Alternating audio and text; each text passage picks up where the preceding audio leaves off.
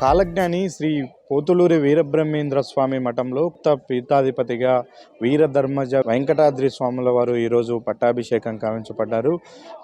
అయితే వీరభోగ వసంత వెంకటేశ్వర స్వామికి ఇద్దరు భార్యలు కావడం, వాళ్ళ మధ్య వారసత్వ వివాదాలు తలెత్తడంతో కోర్టులకు కూడా వెళ్ళింది. అయితే చివరికి ఆంధ్రప్రదేశ్ ధార్మిక పరిషత్ అధికారులు పూర్తిస్థాయి విచారణ చేసిన తర్వాత మొదటి భార్య పెద్ద కొడుకైనటువంటి వీరభక్తల వెంకటాద్రి స్వామి తదుపరి పీఠాధిపతిగా ఉండబోతున్నారు అని ప్రకటించిన నేపథ్యంలో ఈరోజు అంగరంగ వైభవంగా 8వ తరం 12వ పీఠాధిపతిగా వెంకటాద్రి స్వామి పట్టాభిషేకం జరిగింది.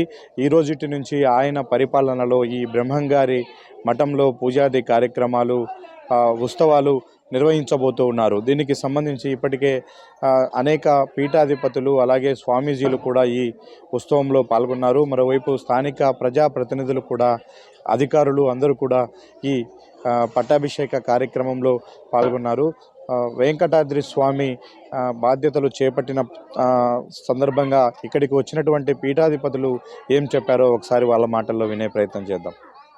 శ్రీమద్ విరాట్ పోతులి వీరబ్రహ్మేంద్ర స్వామి వారికి అనేక సహస్ర నమస్కారాలు తెలియపరుస్తూ, ఈ రోజున 8వ తరం 12వ మఠాధీశ్వరులుగా పరమ పూజ్య వీరధర్మ వెంకటాద్రి స్వామి వారి యొక్క పట్టాభిషేక మహోత్సవం మన కందిమల్లాయపల్లిలో బ్రహ్మంగారి మఠంలో అత్యంత వైభవపేతంగా అనేక మంది మఠపీఠ ఆశ్రమాధిపతుల యొక్క సమక్షంలో వేలాది మంది భక్తుల యొక్క వీరబ్రహ్మేంద్ర స్వామి వారికి జయజయలు పలుకుతూ అద్భుతంగా ఈ యొక్క పట్టాభిషేక మహోత్సవం జరిగింది.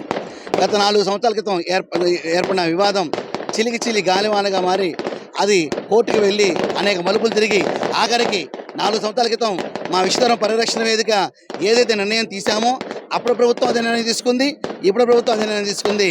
ఇది ధర్మ విజయంగా మేము భావిస్తున్నాము. ఇక్కడి నుంచి కూడా ఈ యొక్క ప్రపంచానికి కాలజ్ఞానం ఇచ్చిన ఆ మఠాధీశ్వరులు ధర్మ పరిపాలన చేస్తారని, తద్వారా విశ్వశాంతికి అది మూలమవుతుందని చెప్పి మా అందరి యొక్క ప్రగాఢ విశ్వాసం. మేము కూడా ఒక కంట మఠం యొక్క అభివృద్ధి మీద, మఠం యొక్క సంరక్షణ మీద, మఠం యొక్క స్థితుల మీద అవగాహన పెట్టుకుంటూనే ఉంటాం. ఏమాత్రం చిన్న తేడా వచ్చినా కూడా ఇక మా సంగతి ప్రపంచానికి తెలిసిందే. అక్కడ ఎవరైనా చూసుకోం, గుణవంతుడుగా ఎవరైతే ఉంటే వారికి చక్కటి పరిపూర్ణ మద్దతు ఇస్తాం. ఇచ్చేసే భక్తులకి చక్కటి సౌకర్యాలతోనూ బ్రహ్మంగారి తత్వజ్ఞానం ప్రచారం చేసే విధంగా ఈ మఠం అభివృద్ధి చేస్తూ మరొక రాఘవేంద్ర స్వామి మఠంలాగా ఈ మఠం ఉజ్వలంగా ముందుకు సాగాలని మేము కోరుకుంటున్నాం. ఓం నమః శివాయ.